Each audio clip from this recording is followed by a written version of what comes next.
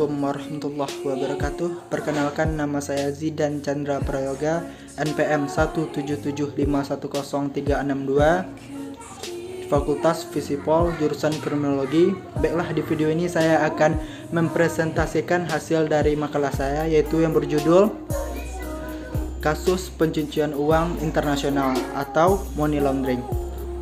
Pengertian money laundering merupakan suatu aspek perbuatan kriminal karena sifat kriminalitasnya adalah berkaitan dengan latar belakang dari perolehan sejumlah uang yang sifatnya gelap, haram atau kotor. Lalu sejumlah uang kotor ini kemudian dikelola dengan aktivitas-aktivitas tertentu seperti dengan membentuk usaha, mentransfer atau mengkonversikannya ke bank atau valuta asing sebagai langkah untuk menghilangkan latar belakang dari dana kotor tersebut. Pada awalnya di dunia internasional, money laundering terkait dengan perdagangan obat bius, narkotika, dan kejahatan besar lainnya, dan tidak dikaitkan dengan kejahatan-kejahatan seperti korupsi. Kini pencucian uang sudah dikaitkan dengan proses atau uang hasil perbuatan kriminal yang umumnya dalam jumlah besar. Sementara di berbagai negara termasuk Indonesia, uang yang diperoleh dari hasil korupsi adalah termasuk kategori kriminal. Maka masalah money laundering dikaitkan dengan perbuatan korupsi. Hal-hal lain menyebabkan terjadinya praktek money laundering di Indonesia dapat juga disebabkan karena Indonesia menganut sistem devisa bebas. Sistem devisa bebas memungkinkan setiap orang bebas memasukkan atau membawa keluar valuta asing dari wilayah yurisdiksi Indonesia, sesuai dengan Undang-Undang Nomor 2 Tahun 1959 tentang pelaksanaan ekspor, impor, dan lalu lintas devisa. Sistem devisa itu sendiri bebas juga memungkinkan berbagai rekayasa pencucian uang melalui transaksi lintas negara dan sulit dilacak. Sebaliknya, para koruptor domestik pun makin leluasa mentransfer dana-dana ilegalnya untuk segera dicuci melalui bank-bank asing. Selain itu, maraknya investasi pasar modal dan bisnis valuta asing juga semakin meramaikan praktek money laundering. Permasalahan yang terjadi atas money laundering ini adalah: pertama, apakah ketentuan-ketentuan yang berkaitan dengan money laundering sudah dapat mengantisipasi berkembangnya kejahatan money laundering? Kedua, bagaimana peranan Pusat Pelaporan dan Analisis Transaksi Keuangan atau PPATK sebagai lembaga independen dalam menangani berbagai kasus money laundering?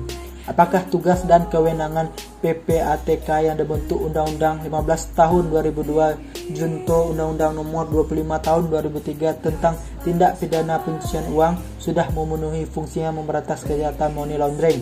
Ketiga, bagaimana penegakan hukum dalam memberantas money laundering di Indonesia? Berikutnya adalah maksud dan tujuan. Adapun maksud dan tujuan dilaksanakannya penelitian ini adalah untuk mengetahui langkah apa saja yang telah dilakukan pemerintah sehubungan telah dibentuknya Pusat Pelaporan Analisis dan Transaksi Keuangan atau PPATK untuk memberantas kejahatan money laundering. Di samping itu akan diteliti lebih lanjut ketentuan hukum yang berkaitan dengan money laundering. Adapun tujuannya adalah dengan penelitian ini diharapkan akan diketahui peraturan-peraturan mana saja yang berkaitan dengan money laundering tersebut yang belum sesuai atau mempunyai kendala terhadap pelaksanaan pemberantasan terhadap kejahatan money laundering. Ketentuan-ketentuan yang berkaitan dengan money laundering. A. Nasional. 1. Pokok-pokok Undang-Undang Tindak Pidana Pencucian Uang atau UU-PU Nomor 15 Tahun 2002. Perkembangan dan kemajuan ilmu pengetahuan dan teknologi khususnya di bidang komunikasi telah menyebabkan terintegrasinya sistem keuangan termasuk sistem perbankan yang menawarkan mekanisme lalu lintas dana antar negara yang dapat dilakukan dalam waktu yang sangat singkat. Keadaan ini di samping mempunyai dampak positif juga membawa dampak negatif bagi kehidupan masyarakat, yaitu dengan semakin meningkatnya tindak pidana yang berskala nasional maupun internasional dengan memanfaatkan sistem keuangan termasuk sistem perbankan untuk menyembunyikan atau mengaburkan asal-usul dana hasil tindak pidana atau money laundering. Berkenaan dengan itu, dalam rangka pencegahan dan pemberantasan tindak pidana pencucian uang, Indonesia telah memiliki Undang-Undang Nomor 15 Tahun 2002 tentang tindak pidana pencucian uang.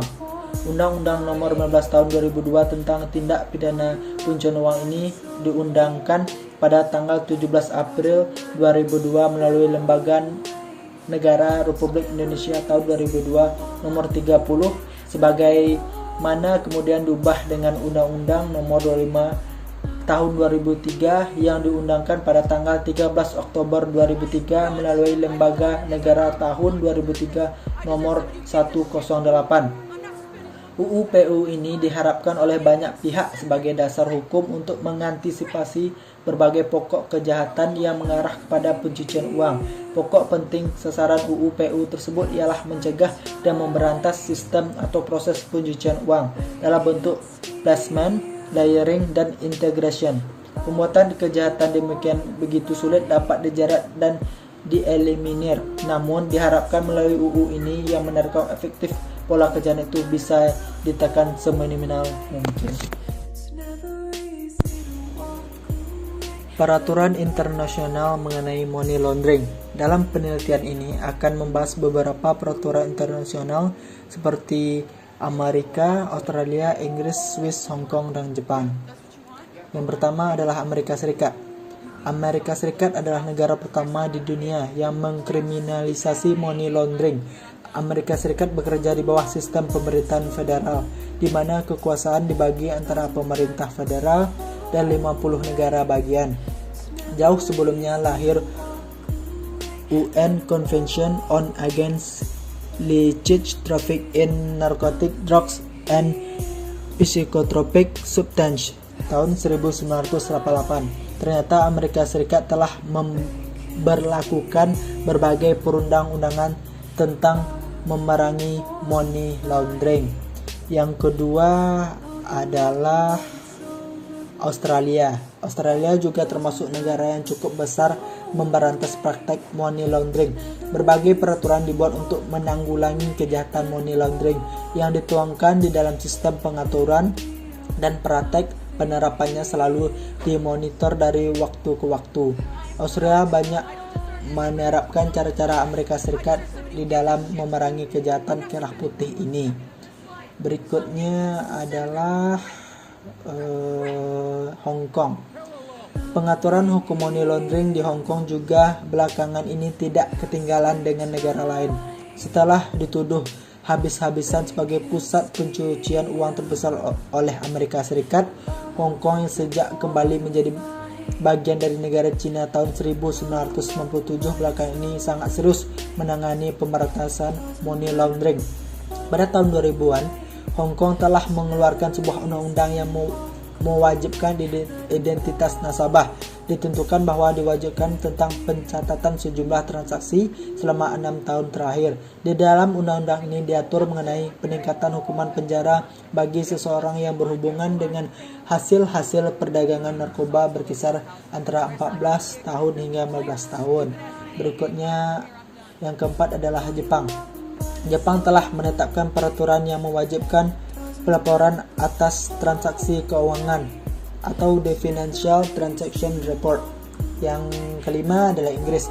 Meskipun tidak segencar yang dilakukan oleh Amerika Serikat, Australia atau Inggris mempunyai beberapa kebijakan mengenai pemberantasan pemutihan uang. Kebijakan hukum yang ditempuh misalnya telah diterapkan ketentuan pelaporan bagi transaksi yang mencurigakan dengan membuat laporan Cash Transaction Report atau CTR. Berikutnya adalah Swiss. Swiss dikenal sebagai negara amat ketat dalam soal aturan perbankan. Negara ini banyak dikecam warga masyarakat dunia karena memberlakukan bank-banknya sedemikian ketat, khususnya di bidang kerahasiaan.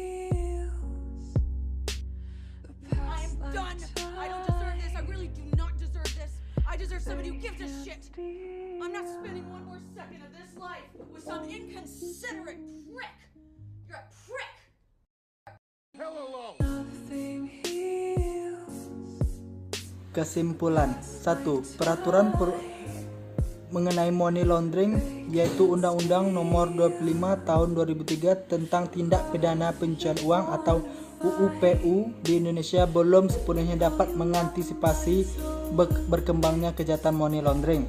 Kedua, peranan Pusat Pelaporan dan Analisis Transaksi Keuangan atau PPATK sebagai lembaga independen bertugas mengumpulkan, menyimpan, menganalisis, mengevaluasi informasi dan lain sebagainya, tetapi tidak sampai meluas sampai pada penyidikan. Oleh karena itu, kewenangan PPATK sangat terbatas, terutama dalam hal melakukan kerjasama dengan otoritas yang disebut Financial Intelligence Unit atau FIU, negara asing.